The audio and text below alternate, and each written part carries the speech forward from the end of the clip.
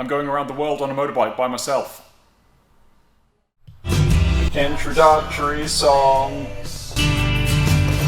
Make it up as I go. This is extremely embarrassing for me. So I'm just going to say that I'm going around the world on a motorbike.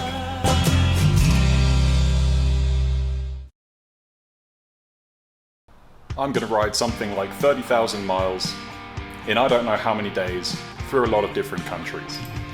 Across Australia from Sydney to Perth, then from South Africa up through to North Africa into Egypt, and then taking the back road round through Eastern Europe, stopping at several places, and eventually landing up in Plymouth, England. I'll be bringing cameras. These ones. I'll be going on my own, so there won't be a cameraman. Everything will be filmed by me. There will also be no support vehicles. I'll be travelling around the world, linking up with myself at the borders, but really, the motorcycle will be on its own. So today is my birthday. Not right now, but when I upload this video, it will be my birthday. So comment below and send me gifts. Now I've decided to make this video as a call forward to my future self. I will be watching this again on my birthday in 2059, aged 70 years old. So, future self, congratulations, you did it.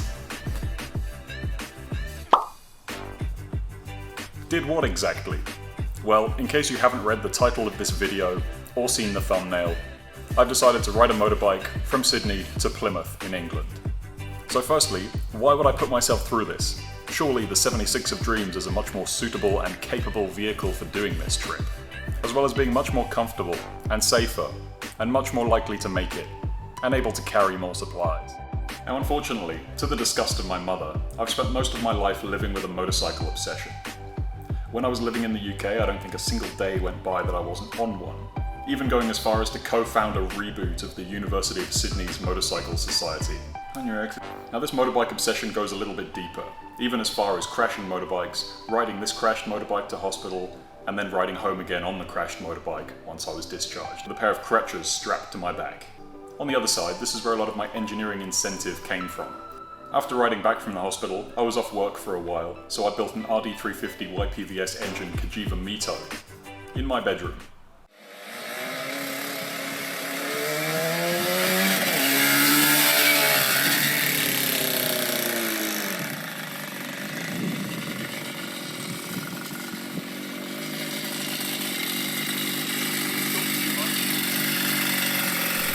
Most of my weekends were spent racing at local tracks, on Dartmoor exploring, or generally being a little turd and being caught doing naughty things on the road.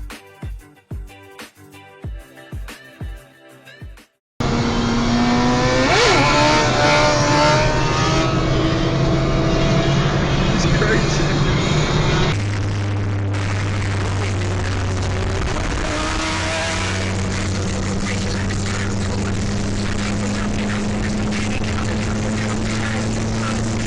Including fixing smashed up crashed motorbikes that became the result of a lack of skill. I've also been around some of Europe on a Ninja 636, which was pretty uncomfortable, especially in crap weather, rain, freezing cold, camping anywhere and everywhere, including on top of the cliffs of Dover, through France and Belgium, into Germany, reaching our final destination, the Nürburgring. To find the track was closed for the day because it was booked by Mercedes for car testing. Staying in the hotel overlooking the track while we watched, enviously, and stopped off in Amsterdam on the way back for disappointment relief. Fuck you, Mercedes. Now the result of this, aside from having a scrap value in all but one of my limbs, is that I'd say I'm relatively experienced on a motorbike. And another result is that I've owned quite a lot of the things, as you can see. Anyway, let's figure out this trip.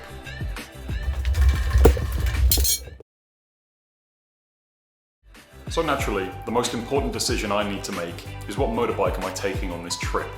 Naturally, it's got to be a touring bike of some description and something that can tolerate off-road stuff with some degree of ability, as well as forgiving enough to deal with an inevitable lack of ability, and light enough to be manageable by someone of my stature.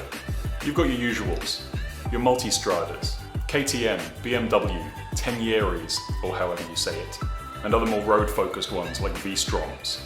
And in case you hadn't realised it, I've been planning this for a while now. About a decade, in fact.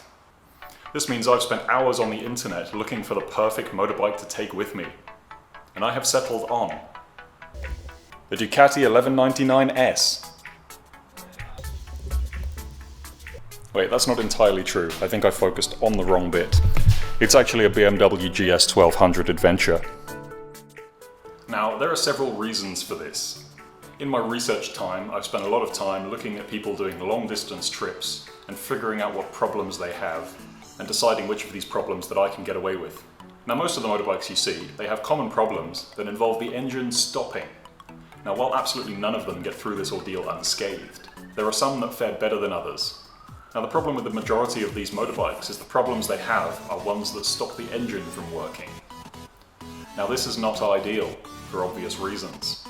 In this one, for example, these guys go a long way on KTM 690s, and because of the questionable fuel quality in some of these areas, both of their fuel pumps decided to systematically shit themselves, which resulted in a lot of towing and relying on other people, both of which I'm not planning on doing in this trip. Another one would be V-Stroms. This is a more road-focused bike, but they don't seem to be quite suited for this trip, mostly because they can't carry that much. Now, another major consideration I had was a Ducati Multistrada, but what I've learned is that these engines are heavily derived from the sports bike or superbike engines, much like the other bike we just saw. Now, these have their own host of undesirable issues, some of which I've experienced myself. I previously had an 1198S, which is what all but the most recent Multistradas are using, and I had severe issues with starter motors and wiring. And these issues alone are enough for me to throw that out as an option. So without resorting to obscure and odd things, I've settled on the BMW Adventure.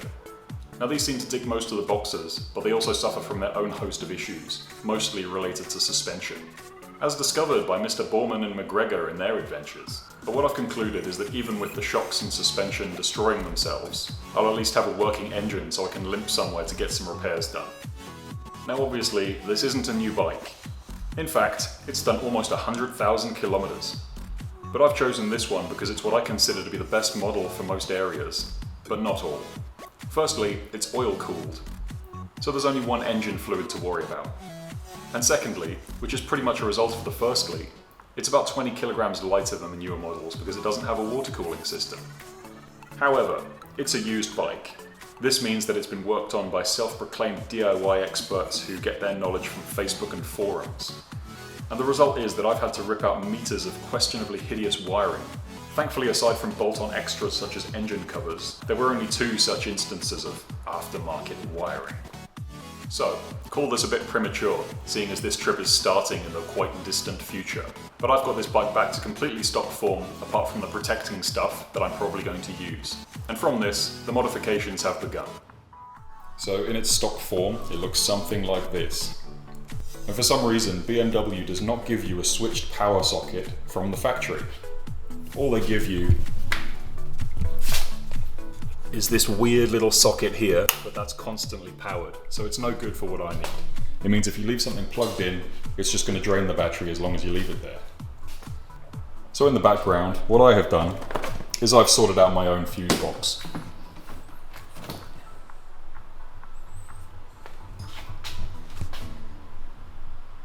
Now, this is a relay powered fuse box, and it draws its power from the battery here into this fused relay, which is 15 amps, and into the fuse box, which has its own bus bars, as well as an earthing point here. Now, seeing as the lights are always on these bikes, I've drawn power for the relay from the tail lights, which basically means as soon as the ignition's turned on, this fuse box has power. Now, being from the industry that I'm from, double redundancy is something that's been drilled into my head since I was about 16 years old. So this isn't any different. What I've got here is if this relay fails, I have a bypass switch, which turns it from ignition power to always on power. Now, this is good for 2 reasons. Firstly, if the relay breaks, I can just bypass it. And secondly, if I do need to do anything like charge my phone with the bike off, I can do exactly that and just leave the phone under the seat somewhere. Now, the other thing that's helped me choose this bike is the plethora of aftermarket accessories available for it. And in this case, it seems like it's almost fate, because it came with a Garmin GPS unit that came preloaded with Africa maps. So that's one expense saved right there. But it also just so happens that there's all manner of funky doohickeys available for this bike and GPS combination. Here's some of the stuff I went for.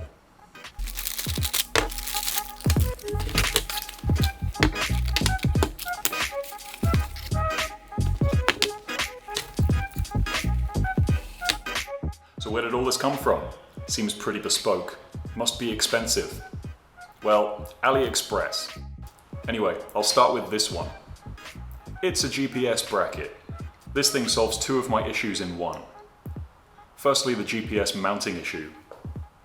So the bike came with this bar-mounted RAM mount, which I actually hate. And the worst thing about it is that all the wiring turns with the handlebars. And this means that over time, eventually, something's gonna break. And while it wouldn't leave me stranded, it could definitely leave me lost. So this bracket allows me to mount it to the windscreen crossbar. This means no moving wires, and it's in a much more protected area, considering a GPS is pretty much a lifeline in places with questionable phone signal. The other issue this gadget solves is the where to mount my phone dilemma in areas that don't have questionable phone signal. Well, now this is a phone holder and wireless charger with a USB port that clips directly into the Garmin mount. So time will tell, I guess, but the concept seems perfect. Unless it turns out to be rubbish. But I guess I've got quite a lot of testing time to figure this stuff out.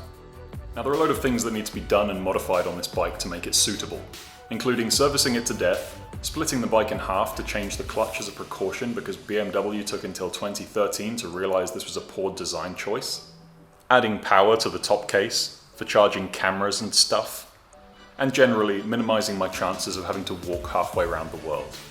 I'm also making sure I do everything myself, and there are a few reasons for this. Firstly, it's so I can egotistically make sure everything is done properly. Secondly, so I know exactly how everything comes apart and goes together again. So this means that if anything goes wrong when I'm actually on the trip, I'll be able to fix it myself and not have to be worried about having not done a job before. The final point is that it costs less, and this is the best bit. Now for this trip, failure isn't really an option, mostly because I've already done a call forward to my future self. And as such, I've realised I need to be in a state of peak physical fitness to improve my chances of succeeding in this trip. As a result, I have done something I am both morally and objectively against. I have made an Instagram fitness page. On this Instagram page, you can watch me pick things up and put things down, and make grunting noises while adding inspirational quotes. So I'll be gradually deflabbing myself in the meantime.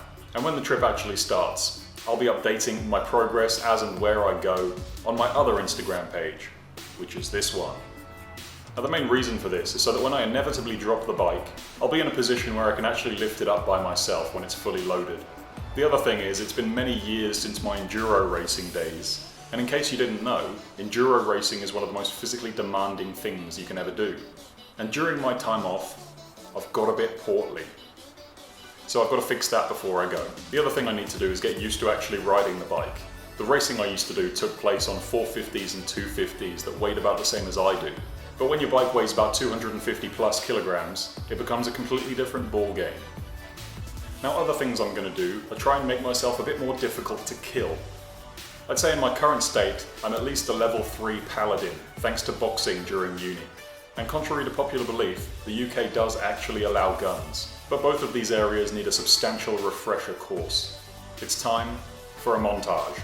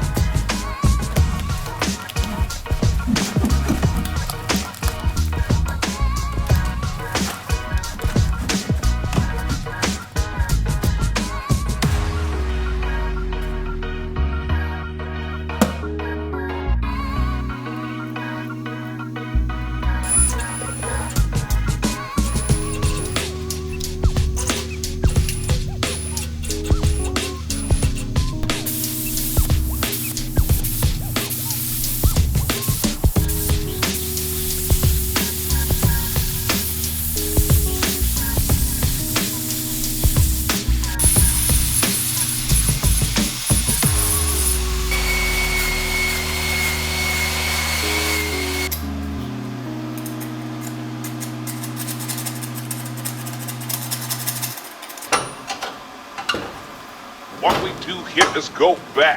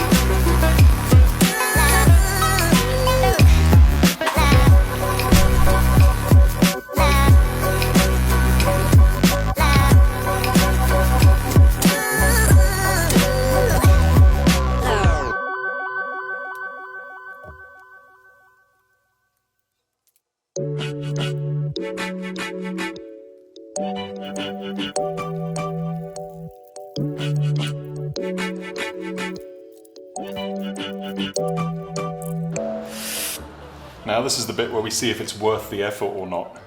So if I switch on my 12 volt power, I should start charging that.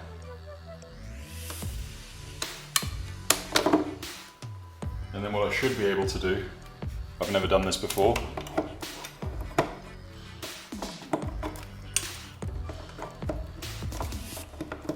is unsuccessfully clip my phone in here.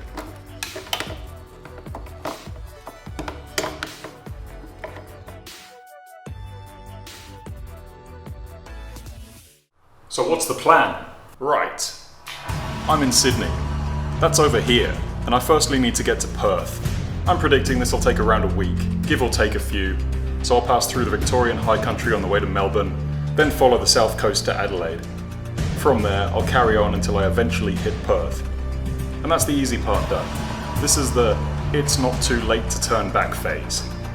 This means that if catastrophe happens, I'm not stranded anywhere that matters. Then, if nothing bad happens, it's off to Cape Town, probably by air. Take care of Philip. I'm so sorry, Philip. Grab the bike, go over to Cyril's place. From here, follow the south coast again towards Durban. Then pass through several other countries, avoiding the scary ones, and eventually hit the tail of the Nile River. This being with the hope that I won't die of thirst if I'm at least near a river. I'll then follow this up to Egypt, turn right, and make my way back up and across and into the back of Eastern Europe. High-five some babushkas, stop at the Nürburgring and fight Mercedes this time if I have to, race on over to Plymouth, have a cup of tea, and wait for all this to blow over. How's that for a slice of fried gold? Yeah, boy!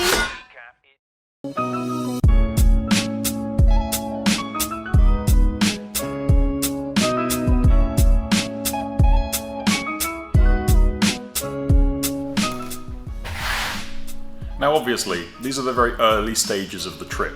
That's why it's called episode 0. And I've got many months of planning ahead of me. I'm predicting about 18 in fact. So there's lots of things to buy, repair, service and test, as well as visas to acquire and transport to arrange. Now as usual, the comments section is open to criticisms and any other such nonsense. But mostly, I guess I'm looking for suggestions and advice, or anything that I'm obviously overlooking. And finally, if I have sent you this video, and you've made it to the end, congratulations, you've got a product that I like a lot, and you should definitely send it to me for free. But only if you've got enough faith in it to think that it'll last the length of the trip. Anyway, for now, I'll be gradually getting everything together, testing the stuff, servicing the utter shit out of the bike, and that's about it. See you in the next episode, motherfucker.